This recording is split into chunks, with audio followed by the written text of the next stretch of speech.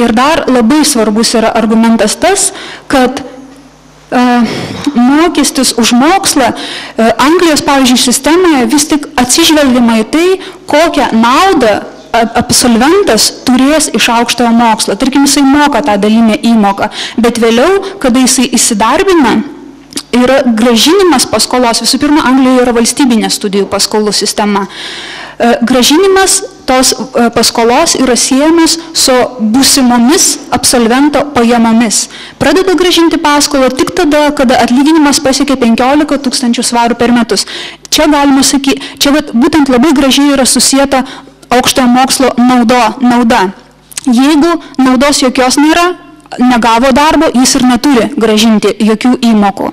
Jeigu jisai gavo darbą, jo atlyginimas yra aukštas, vadinasi, tas aukštasis mokslas jam davė kažką, jisai gavo gerą darbą.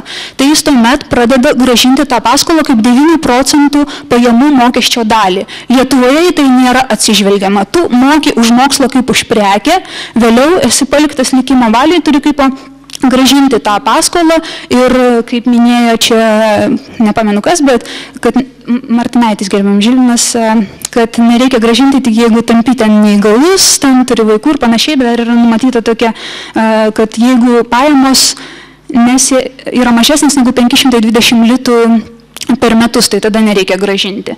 Dėkui už komentarus ir dabar aš noriu paprašyti sureaguoti pranešėjus. Taip, signalizavimo veiksnys labai svarbus, manau, kad jį netgi reikėtų dar aktyviau diskutuoti, kalbant apie finansavimą apskritai, kokią dalį studentų turėtų valstybė finansuoti. Ar Lietuvoje veikia užsienio diplomo signalas? Turėjau netobulus duomenis, bandžiau žiūrėti, ryšio neradau, žinoma, gali būti taip, kad ne patys geriausiai grįžta, gali būti ryšio tarp studijų užsienyje ir pajamų iš profesinės veiklos Lietuvoje. Gali būti taip, kad grįžta ne visi, ne patys geriausi, kuriems užsienyje nepasisekė.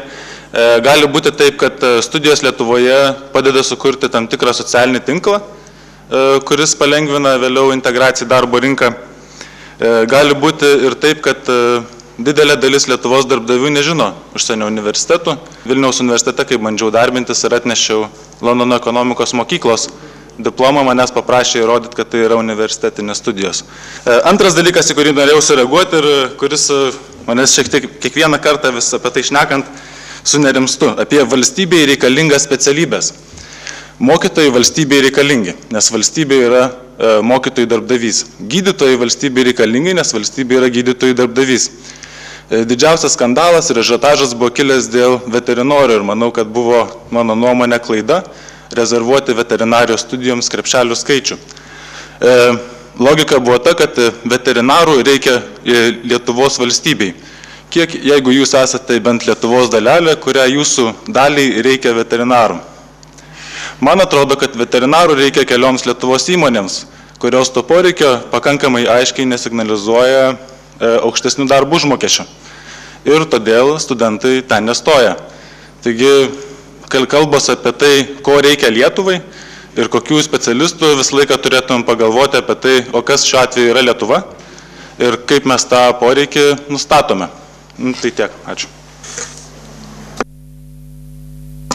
Aš sureaguočiau į komentarus dėl emigracijos ir mes šiandien šnekėjom, iš esmės, bent jau toks buvo tikslas pagalvoti, kas įvyko ir kaip prie to prisidėjo reforma.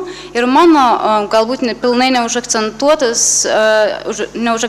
mintis buvo, kad iš tikrųjų mobilumas didėja, ar emigracija didėja, jeigu manęs prašytų prognozuoti, tai sakyčiau, kad neišvengiamai didės. Žmonės yra žingeidus, jeigu jūs pažiūrėtumėt, kai klausi, kodėl išvažiuoja,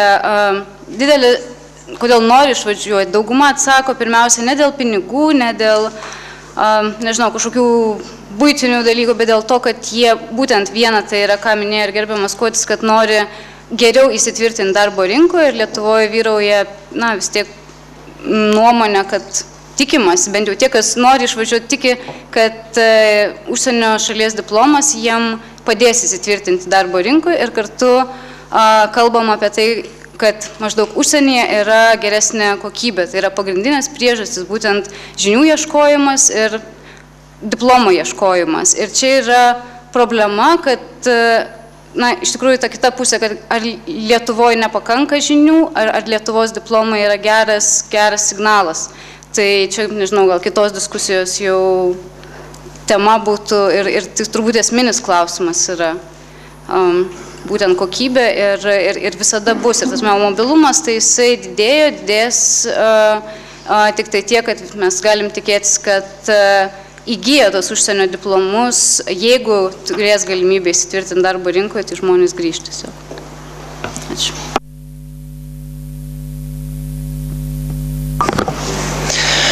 Na, aš čia labai trumpai dar į tą patį klausimą sureaguosiu, nors tai tarsi ne mano klausimas dėl to studento emigracijos ir iš ties galiu tik dar kartą paliūdinti, nes, žodžiu, esu ir mačius ir girdėjusi, kalbėjus su Arūnu Poviliūnu, kuris atliko tyrimą apie moksleivių pasirinkimą emigruoti ir iš tikrųjų pagrindinė priežastis jų pasirinkimo išvykti yra kitos galimybės ir ne studijų galimybės, o būtent gyvenimo galimybės, ateities kūrimas ir panašiai.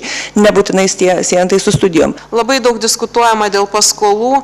Aš vis dėlto noriu pasakyti, kad nereikia užmiršti to fakto, kad šiuo metu aukštasis mokslas yra finansinis prioritetas absoliutus vyriausybės ir tai liudija tai, kad jokiai kitai ministerijai jokių papildomų pinigų Finansų ministerija nedavė, išskyrus švietimo ministeriją krepšeliams. Tai čia iš tikrųjų yra faktas. Kitiems metams krepšeliams ir iš dalies padengti tiems studentam, kurie iki reformos įstojo.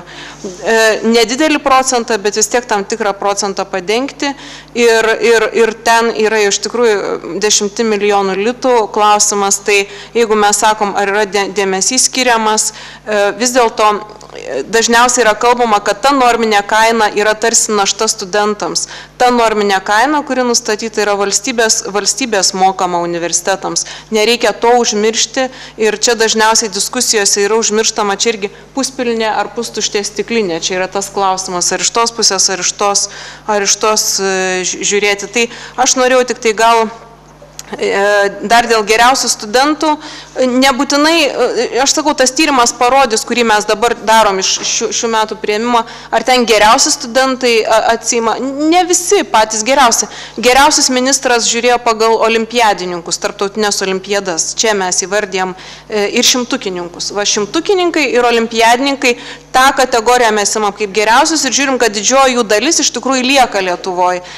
Kas tenai išvažiuoja, tai mes matysim kokiais pažymiais ir mūsų statistika, mes dabar renkam statistiką, kiek studijuoja Europos Sąjungoje, studijuoja pilnas studijas Europos Sąjungos universitetuose, prašėm per ambasadas arba per agentūras atsakingas, jau tos duomenys dabar baigiam apibendrinti, tai artimiausiu metu pirmiausia spaudos pranešimą, aišku, išsiųsim ir jeigu tų duomenų kažkam konkrečių reikės, mes juos irgi tikrai pateiksim. Prašau. O dabar dėl išorinių tarybų ir valdymo efektyvumo, tai žinoma, dabar tik pradeda persitvarkti, bet kaip mes matom, tarkim, ten, kur į tos tarybos pradėjo veikti, aišku, gal kai kur patirties tokios nėra, bet matom labai pozityvės diskusijos, kurios vyksta. Ir kalbėjimasis, atsiranda kalbėjimasis apie universiteto strategiją, ta prasme, ir tarp rektoriaus tarybos, ir įtraukiama tikrai akademinė bendruomenė, kaip viskas vyks yra dar aišku praktikos dalykas ir čia galbūt tokie, nežinau, Ramūnas Vilpišauskas kaip specialistas aukštojo mokslo reformos gali pasakyti, kuo naudinga yra taryba remiantis kitų šalių patirtim. Čia yra dabar kol kas dar mokslinis klausimas. Tikiu, kad tai tikrai ne paskutinė diskusija ir mes renksim toliau, kai bus dar daugiau medžiagos analizai, galbūt koreguosis ir šiandien pateiktos išvados ir matymai. Jei kas turi kitų faktų, mes mielai irgi priimsim tiek susijusių su emigracija, su gyvenimu užsienį ir taip toliau. Ir tuo geriau, turėkim platesnį išsamesnį vaizdą ir ieškokim, kaip vis dėlto iš tikrųjų yra, nes ko trūksta, tai tokios konstruktyvios diskusijos, kuri galiausiai visgi vestų link sutarimo. Aš noriu padėkoti visiems parengusiems ir pristačiusiems savo mintis, skirusiems tam laiko, taip pat ir ministrui ir viceministrai. Ačiū už dalyvavimą, ačiū už informacijos pateikimą. Mes visada lauksim ir naujų skaičių ir tyrimų, kuriuos jūs darot, ir juos tikrinsim irgi ir naudosim visaip kitaip.